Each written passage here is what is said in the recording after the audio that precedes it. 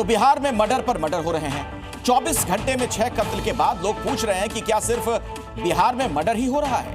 कल रात कारोबारी गोपाल खेमका की बदमाशों ने घर के बाहर गोली मारकर हत्या कर दी। सीवान में 3 लोगों को तलवार से काट दिया गया। मधेपुरा में पति पत्नी को घर में गोली से भून दिया गया। तो चुनाव से पहले जिस तरह अपराधियों ने लॉ एंड ऑर्डर को चैलेंज किया है, उससे लोग अब दहशत में हैं।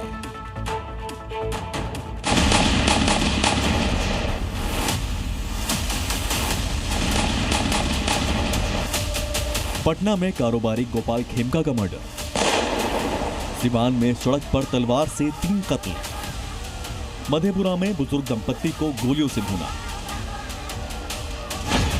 चुनाव से पहले अपराधियों ने बिहार को बेगुनाहों के खून से लाल कर दिया है।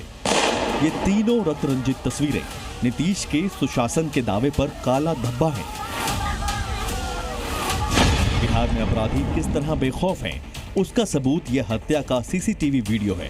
राजधानी पटना में गांधी मैदान में बिजनेसमैन गोपाल खेमका की बेरहमी से गोली मारकर हत्या कर दी गई। हत्यारे घर के बाहर इंतजार कर रहे थे। जैसे ही वो अपने अपार्टमेंट के गेट के पास पहुंचे, बदमाशों ने गोलियां बरसा दी। शुरुआती तफ्तीश में हत्याकांड का कनेक्शन पटना की बेऊर जेल से सामने आया है। राजधानी पटना के चर्चित कारोबारी गोपाल खेमका हत्याकांड से जुड़े एक बड़े खुलासे के बाद पुलिस की बड़ी कार्रवाई चल रही है। सूत्रों के मुताबिक इस हत्याकांड के तार सीधे इसी जेल से पाए गए हैं। फिलहाल छापेमारी जारी है और छापेमारी खत्म होने के बाद ही सामने कुछ निकल कर आ पाएगा कि क्या कुछ इस छापेमारी के दौरान जेल से बरामद हुए हैं। वारदात को 20 घंटे से भी ज्यादा का वक्त बीत चुका है, लेकिन हत्यारे अब तक पकड़े नहीं गए हैं। बिहार पुलिस जरूर ये दावा कर रही है कि एसआईटी गुनाहगारों को जल्द दबोच लेगी। जांच पड़ताल की जा रही है, कैमरा से इत्यादि खंगाले जा रहे हैं और बाकी कार्रवाई आगे की जाएगी। कारोबारी की हत्या से जहां पूरा परिवार सदमे में है, परिवार पूछ रहा है कि आखिर ये कैसी कानून व्यवस्था है जहां अपराधी बेखौफ है और आम इंसान बेबस है। कहां से आ रहे थे वो? क्लब से, बांकीपुर क्लब से। वहाँ के डायरेक्टर हैं, क्लब जाते हैं अमूमन। गाड़ी चला के खुद आ रहे हैं? खुद आ रहे थे, ड्राइवर नहीं था।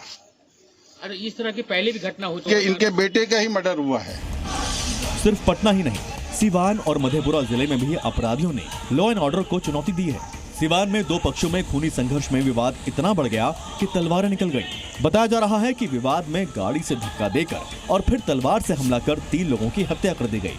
जबकि मधेपुरा जिले में सब्जी बेचने वाले पति पत्नी को अपराधियों ने गोलियों से भून डाला। वारदात का खुलासा तब हुआ जब पड़ोसी इनके घर पहुंचे। पटना से मधेपुरा तक बिहार में हुए क्राइम ने विपक्ष को नीतीश सरकार पर हमले का हथियार दे दिया है। नेता विपक्ष तेजस्वी यादव ने तो सीधे सीधे मुख्यमंत्री नीतीश कुमार को ही अपने टारगेट पर ले लिया है। हालांकि सरकार जरूर कह रही है कि अपराधी जो भी हों, बख्शे नहीं जाएंगे। डर क्या, तो लोग मान कर बैठे कब अपराधी आएगा, किसको ठोक के चला जाएगा। डर क्या है, लोग वो अपना काम तो करेगा ही। नीतीश जी ने कहा कि 6 साल पहले इनके बेटे की हत्या हुई, क्या इंसाफ मिला इनको? क्या अपराधी पकड़ा गया? उस समय भी यही चिक चिक के भाजपा की सरकार थी, कह रही थी। जो दुशासन कुशासन में बदलना चाहता है वो बचेंगे नहीं, पूरी एक्शन लेंगे, कार्रवाई करेंगे। क्या करेंगे? जिस भाषा में समझेगा, चाहे इनकाउंटर की जरूरत पड़े, बुलडोजर की जरूरत पड़े, संपत्ति जब्त की 100 मीटर पर थाना है, 100 मीटर पर एसपी की कोठी है, 50 मीटर पर डीएम की कोठी है। सर हम तो कह रहे हैं कि अपराधी और माफिया दलाल और शराब माफिया और जमीन माफिया, सर जो सरकार, जो पुलिस 4 किलोमीटर मैरीन ड्राइव को सुरक्षित नहीं रख सकता, वो सर बिहार को सुरक्षित कैसे रखेगा? 24 घंटे में 6 कत्ल हो, सरेआम हो और अपराधी भी ना पकड़े जाएं, तो निश्चित तौर पर कानून व्यवस्था पर तो सवाल उठेंगे ही।